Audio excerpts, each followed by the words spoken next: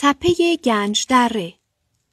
چغاخزینه یا گنج دره هرسین با پیشینه 10,000 سال و تمدن 8,500 ساله از اولین روستاهای ایران در دوره نوسنگی است. در حدود 11,000 سال پیش شاهد گذار از دوره پارین سنگی به نوسنگی هستیم. دوره‌ای که یکجانشینی در روستا شکل می‌گیرد، کشاورزی آغاز می‌شود، اهلیسازی حیوانات شروع می‌گردد و نقش انسان از مصرف کننده به تولید کننده تغییر پیدا می‌کند. گوردون چایلد، باستانشناس استرالیایی، این تغییرات را اولین انقلاب تاریخ بشر نامید. کاوش‌های فیلیپ اسمیت کانادایی پرده از اسرار گنج دره برداشت.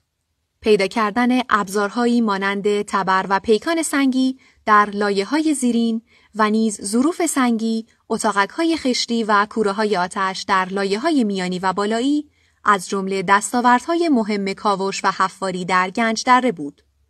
همچنین پیکرک‌های گلی با نقوش حیوانی و انسانی کشف شد که عموم نقوش انسانی آن با شمایل زن بوده و جنبه آیینی و نمادین داشته است. شیوه تدفین ساکنان گنج دره به دو صورت جنینی یا درازکش بوده است.